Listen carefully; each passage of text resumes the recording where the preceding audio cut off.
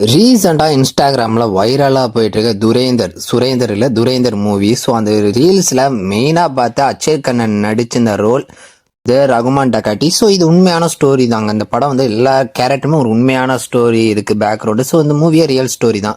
So இப்போ என்னன்னா first பார்க்க போற வில்லன் தான். ஸோ வில்லனோட ரியல் பேர் வந்து அப்துல் ரகுமான் பலாஷோ. ஸோ பேர் தப்பா சொல்லினா உங்க வீட்டு பிள்ளைய நினைச்சு மன்னிச்சுக்கோங்க.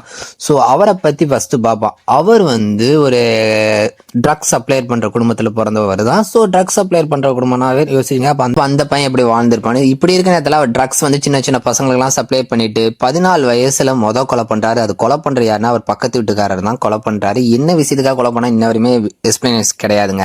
இப்படி இருக்கிற கொலை 14 வயசுல பண்றாரு. அதுக்கு 19 வயசுல 2வது கொலை பண்றாரு. 2வது கொலைன்னு சொல்ல முடியாது, நடுவில் நிறைய பண்ணியிருக்காரு. ஆனா அபிஷியலா 2வது கொலைன்னு சொல்ற ஒரு நியூஸ் 19 வயசுல தான்.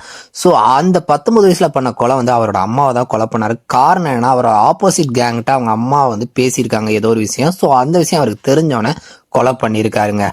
இதுக்கு அடுத்த அவர் வந்து 25 வயசுல வந்து ஒரு கேங்ல சேர்றாரு. அந்த கேங்கோட பேரு என்னன்னா லாலுன்னு ஒரு கேங்ல சேர்றாரு. அந்த கேங் ரொம்ப ரொம்ப மோசமான கேங். எப்படி வந்து ஆப்கானிஸ்தான தாலிபானோ அது மாதிரிதான் இந்த கேங் அப்படி இருந்தது. ஸோ இப்படி இருக்க நேரத்துல கராச்சியில இருக்க ஒரு டவுன், லியரோன் டவுன் ஒரு டவுனு. ஸோ அந்த டவுன் அவங்க ஃபுல்லாவே அவங்க தான் கண்ட்ரோல் பண்றாங்க. இந்த நேரத்துல அந்த கேங்கோட லீடர் வந்து அரெஸ்ட் பண்றாங்க. ஸோ இப்போ அடுத்த லீடர் யாருன்னு தேடிட்டு இருக்கும் போதுதான் அப்ப வந்து ரகுமான் டக்காட்டி அவர் வந்து அந்த கேங்க் லீடர் ஆகுறாரு. ஸோ இப்படி லீடர் ஆன டைம் வந்து 2001. இப்படி லீடர் ஆனோன்னா லியரா டவுன்ல இருக்க எல்லாரும் மக்கள்கிட்டையும் வந்து கடையில வந்து பணத்தை வாங்குறாரு. அதே மாதிரி மக்களுக்கும் சேவை செய்யறாரு. ஏன்னா அவர் அடுத்த அரசியல் போகணுக்கா மக்களுக்கும் சேவை செய்யறாரு.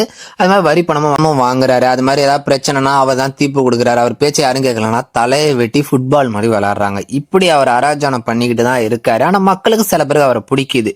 ஸோ இப்படி நிறைய பேருக்கு பிடிக்குது. காரணம் வந்து அவர் கொஞ்சம் அரசியல் வரனால நிறைய மக்களுக்கு சேவையும் செஞ்சுட்டு இருந்தாரு. இப்படி இருக்க நேரத்துல நிறைய அரசியல் கட்சிக்கு இவர் சப்போர்ட்டே பண்றாரு. 2005 இவர் போலீஸ் பிடிக்கிறாங்க. ஆனா போலீஸ்ல இருந்து தப்பிச்சு வந்துடுறாரு. அப்புறமா தான் ஒரு கேரக்டர் என்ட்ரி ஆகுது. அவர் யாருன்னா பி. அஸ்லாம். ஸோ அதை பார்ட் 2ல சொல்றேன்.